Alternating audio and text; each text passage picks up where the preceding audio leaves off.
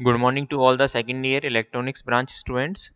आप लोगों का स्वागत है आज के हमारे ऑनलाइन लेक्चर में। तो स्टूडेंट्स EL208 का हमारा अगला टॉपिक है लाउड स्पीकर। तो सामने जो आप ये जो डायग्राम देख पा रहे हैं ये हमारा एक लाउड स्पीकर का कंस्ट्रक्शन डायग्राम है। अभी इसके अंदर क्या क्या मतलब एलिमेंट्स और पार्ट्स लगे होते हैं उनको मैं वन बाय वन एक्सप्लेन करता चलूँगा। फर्स्ट ऑफ ऑल स्टूडेंट्स, हमने से पहले माइक्रोफोन को कवर किया था। माइक्रोफोन हमने देखा था हमारे ऑडियो सिस्टम का सबसे बेसिक स्टेप होता है, या हम कह सकते हैं स्टार्टिंग पॉइंट होता है, जहाँ पर हमारी जो भी ऑडियो सिग्नल होता है उसको इलेक्ट्रिकल इक्विवेलेंट में कन्वर्ट किया जाता है। डिफरेंट टाइप्स ऑफ माइक्रोफोन को हमने समझा था। फाइनली आज हम लाउड स्पीकर रिसीवर साइड में देखेंगे, जो कि हमारे ये इलेक्ट्रिक सिग्नल को ऑडियो में कन्वर्ट करता है। ठीक है, अब इसके कुछ एक कैरेक्टरिस्टिक्स होते हैं जिसके ऊपर मैं फोकस कर लेता हूँ। एक तो इसकी सेंसिटिविटी में इसके अंदर जो 1 मीटर की जो डिस्टेंस पे इसका 0.1 पास्कल का साउंड प्रेशर मतलब ओपन नहीं होकर साउंड प्रेशर पैदा होता है, जिसको हम कहते हैं। तो और इसकी अगर बात करें फ्रीक्वेंसी रिस्पॉन्स, तो इसका फ्रीक्वेंसी रिस्पॉन्स सही मतलब इनपुट पर्टिकुलर फ्रीक्वेंसी रेंज के लिए इसका फ्रीक्वेंसी रिस्पॉन्स फ्लैट होना चाहिए। सिग्नल टू नॉइज रेशियो में जो हमारा रिक्वायर्ड सिग्नल है वो ज़्यादा आउटपुट देना चाहिए as compared to noise. Distortion इसके अंदर कम होना चाहिए। डायरेक्टिविटी का मतलब होता है एक पर्टिकुलर डायरेक्शन। तो डायरेक्टिविटी मतलब इसकी जो डायरेक्शन है वो ओमनी डायरेक्शनल होनी चाहिए, यानी अगर ओमनी डायरेक्शन मतलब चारों तरफ, लेकिन अगर ये पर्टिकुलर एक डायरेक्शन में तो हम कहेंगे कि उस तरफ इसकी डायरेक्टिविटी ज़्यादा है। और इसका इनपुट इम्पिडेंस इसकी वॉइस कॉइल के ऊपर डिपेंड करती है। ये जो वॉइस कॉइल है आपकी, ये वॉइस कुंडली जो मतलब ये हिंदी के बुक से मैंने डायग्राम लिया है, इसके ऊपर डिपेंड करता है इसका इनपुट इम्पिडेंस। तो कुछ एक मैंने इसके से रिलेटेड इसकी कैरेक्टरिस्टिक्स को बताया। अब हम इसके कंस्ट्रक्शन के ऊपर बात कर लेते हैं। इस कंस्ट्रक्शन के अंदर ये एक हम जैसा देख पा रहे हैं ये एक कोन शेप का है। इसके अंदर एक हमारा ये बात करें, ये पॉट टाइप की जो हमारे परमानेंट मैग्नेट होती है, इसके ऊपर ये वॉइस कॉइल लगी हुई है डस्ट से कैप कवर करने के लिए, डस्ट कैप। और ये हमारे स्प्रिंग लगी हुई है, ये हमारे फ्रेम है, और ये हमारा कुछ स्पाइडर है। और ये जो फ्लैट लाइन टाइप है ये हमारा डायफ्राम है। और इसके अलावा ये हमारा जो वॉइस कॉइल है इसका टर्मिनल है, और ये मैग्नेट जैसे कि मैंने बताया। और इन मैग्नेट के बीच में एयर गैप, ये दोनों नॉर्थ पोल और ये साउथ पोल की तरह बिहेव करेगा। ठीक है, फिर इसके बाद में ये जो हमारा वॉइस कॉइल होता है, जैसा कि आप देख पा रहे हैं वॉइस कॉइल ये हमारे एयर गैप मतलब एयर गैप में लगा हुआ है। और ये इस तरीके से लगाया जाता है कि इसके ऊपर कोई भी फोर्स आए तो ये इसको डायफ्राम को आगे पीछे मूव कर सके। मतलब ये खुद मूव करेगा तो डायफ्राम हमारा ऑटोमेटिकली आगे पीछे मूव करेगा। ठीक है, और डायफ्राम जैसे सिमिलरली ये माइक्रोफोन की तरह है, ये हमारा स्प्रिंग से जुड़ा हुआ है, और ये स्प्रिंग हमारी फ्रेम से जुड़ी हुई है। इसके अगेंस्ट में वर्क होगा, अगर अगेंस्ट में वर्क नहीं होगा मीन्स इसके ऊपर कोई प्रेशर नहीं आ रहा है, तब तक ये बैलेंस पोजीशन में बना रहेगा। ठीक है, अब हम स्टूडेंट इसकी वर्किंग की बात करें तो वर्किंग में स्टूडेंट इसमें क्या होता है कि जो हमारा वॉइस कॉइल है वो हमारे मैग्नेटिक फील्ड में इस तरीके से है कि जब इसके ऊपर मतलब इलेक्ट्रिक सिग्नल गिरेगा तो ये इलेक्ट्रिक सिग्नल और मैग्नेटिक सिग्नल को कट करेगा। तो फैराडे के रूल के अकॉर्डिंग, जो फैराडे का रूल है कि जैसे ही जब इसको ये कट करेगा तो इसके ऊपर फोर्स आएगा वॉइस कॉइल के ऊपर, और जैसे ही वॉइस कॉइल के ऊपर फोर्स आएगा तो ये डायफ्राम को मूव करेगा। अब डायफ्राम को मूव करेगा तो हमारा ऑडियो सिग्नल हमें आउटपुट में मिलेगा। अब ऑडियो सिग्नल लाउड उसके मतलब उसकी लाउडनेस ज़्यादा है कम है, ये हमारे सिग्नल के ऊपर डिपेंड करेगा। मैं फिर से रिपीट करता हूँ, ऑडियो सिग्नल की हमारी लाउडनेस कम है या ज़्यादा है ये सिग्नल के ऊपर डिपेंड करेगा। ठीक है, अब हम इस लाउड स्पीकर की कुछ स्पेसिफिकेशन को डिस्कस कर लेते हैं। इसकी जो एफिशिएंसी होती है स्टूडेंट वो 5% से 10% ही होती है। मींस ये हर फ्रीक्वेंसी के रिस्पॉन्स को प्रॉपर तरीके से रिस्पॉन्ड नहीं करता है। सिग्नल टू नॉइज रेशियो इसका मीडियम होता है 30 dB। 200 हर्ट्ज से 500 हर्ट्ज तक तो ये दे देता है 5 किलो हर्ट्ज, लेकिन हमारा जो ऑडियो है वो 20 किलो हर्ट्ज तक होता है। ओमनी डायरेक्शनल होता है, और इसका जो नॉन लीनियर डिस्टॉर्शन होता है वो 10% होता है। ये जस्ट आपको पॉइंट्स रिमेंबर रखने हैं। अगर हम इसके एडवांटेज की बात करें तो साइज इसकी स्मॉल होती है, कॉस्ट इसकी ऑप्टिमम ही रहती है, प्लस फ्रीक्वेंसी रिस्पॉन्स इसका जिसको हम कह सकते हैं सेटिस्फैक्ट्री है। बेटर नहीं कहेंगे, बेस्ट नहीं कहेंगे, सेटिस्फैक्ट्री है। अगर हम इसकी डिसएडवांटेज की बात करें तो एटेन्यूएशन ज़्यादा होता है, इसकी रिलायबिलिटी इतनी अच्छी नहीं होती है।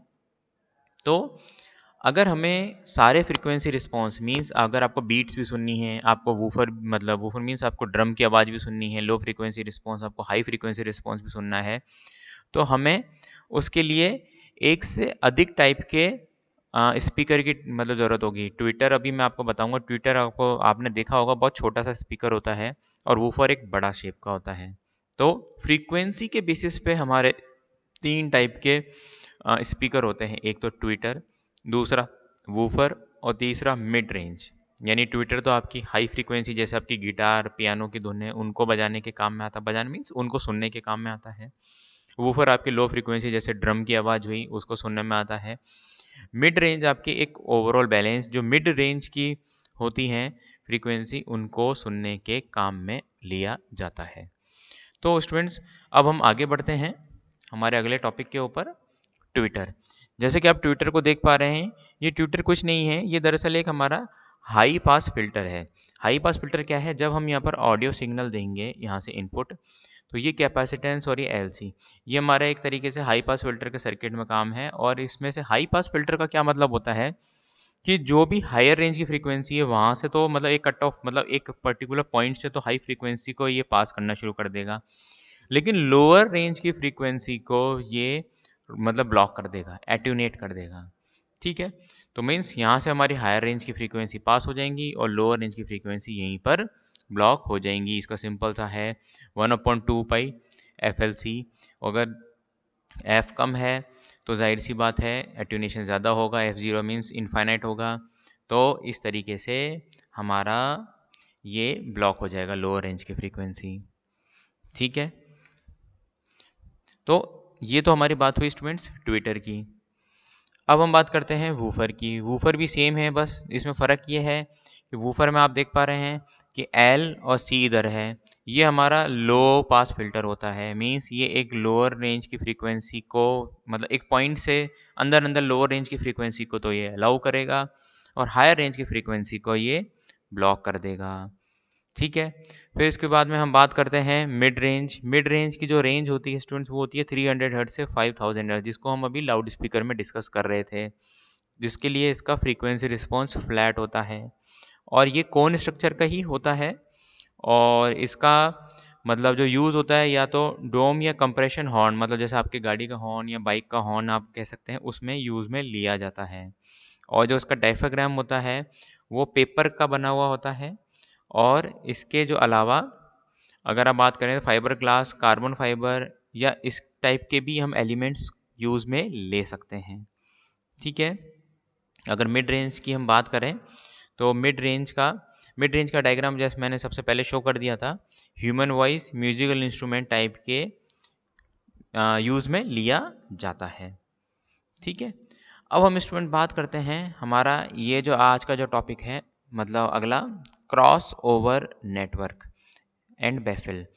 क्रॉस ओवर नेटवर्क में क्या होता है स्टूडेंट्स, एक तरीके से ये ओवरऑल कॉम्बिनेशन है। जैसे कि आप देख पा रहे हैं ट्विटर भी है, मध्यवर्ती यानी जिसको मिड रेंज स्पीकर भी है और वूफर भी है, यानी एक ही आपका एक ओवरऑल पैकेज है आपका। जैसे ये ऑडियो सिग्नल गया और इम्पीडेंस मैचिंग ट्रांसफॉर्मर, इसको जस्ट अभी आपके मतलब नॉलेज पॉइंट ऑफ व्यू से रख लीजिए। Impedance matching means proper matching हो रही है रेजिस्टेंस की। तो ये तो आपका लो पास फिल्टर है ये वाला पर्टिकुलर, ये आपका बैंड पास फिल्टर है ये इसके लिए, और ये आपका हाई पास फिल्टर है। मींस अगर एक सिग्नल है इसके अंदर आपकी हाई बीट्स भी हैं मतलब हायर रेंज की फ्रीक्वेंसी भी है और मीडियम रेंज भी है और वूफर भी है, एक ओवरऑल पैकेज जिसको हम बोलते हैं, उसके लिए ये आपका एक क्रॉस ओवर नेटवर्क होता है। क्रॉस ओवर नेटवर्क आपने देख लिया। और फाइनली अगर हम इसको कॉमर्शियल पॉइंट ऑफ व्यू से बात करें तो ये बेफल जिसको आपने एक लकड़ी के बॉक्स में डाला है, जैसे ट्विटर, जैसे देखिए ट्विटर की कितनी छोटी साइज़ है, क्योंकि जैसे जैसे फ्रीक्वेंसी बड़ी होती जाती है उस हिसाब से वेवलेंथ कम होती है। मिड रेंज जिसका एक मीडियम साइज है, और वूफर आपने अपने डेली लाइफ में भी देखा होगा और आपने उसको समझा भी होगा कि आपने स्पीकर्स को देखा भी हो सकता है, आपके घर में भी हो मल्टीमीडिया स्पीकर रखे हों। तो स्टूडेंट्स, ये हमारा आज का लेक्चर का लास्ट टॉपिक था, बेफल। अब स्टूडेंट्स, हमारी यूनिट 1 कवर हो चुकी है। सीसीडी का लेक्चर मैं ऑलरेडी डिस्कस कर चुका हूँ, EL 208 में आप उसको रेफ़र कर सकते हैं। हमारी यूनिट 1 कंप्लीट हुई। अब मैं यूनिट 2 पे आऊँगा और उसके बाद में यूनिट 3 एंड सो ऑन चलते जाएंगे। इसके अलावा जो मेरे 27-28 लेक्चर लॉकडाउन के टाइम पे बने हुए रखे थे, उनको आप देख सकते हैं, रेफ़र कर सकते हैं। कोरोना पेंडेमिक में अभी बहुत अच्छी न्यूज़ है कि हमारा वैक्सीनेशन हो गया है। तो मतलब वैक्सीनेशन मीन्स वैक्सीनेशन काफ़ी जनों का हो रहा है और उम्मीद है कि 2-3 महीनों में कोरोना पेंडेमिक बिल्कुल ख़त्म हो जाएगा। तब तक स्टूडेंट्स अपना ध्यान रखें, अपनी फैमिली का ध्यान रखें, एंड मोस्ट इम्पॉर्टेंट अपनी पढ़ाई को बिल्कुल नहीं छोड़ें। और मेन चीज़ स्टूडेंट्स, सेकंड ईयर मैं आपको इलेक्ट्रॉनिक्स का बता देता हूँ, अभी फाइनल ईयर के ही क्लासेस ओपन हुई हैं, रेगुलर ऑन बोर्ड क्लासेस, जिसको हम ऑफलाइन क्लासेस भी कह सकते हैं। आप लोग सेकंड ईयर के अभी नहीं हैं, हाँ कुछ वर्क हो आपका डॉक्यूमेंट से हो तो उससे कॉरस्पॉन्डिंग पर्सन से कांटेक्ट करके ही आएँ, ठीक है।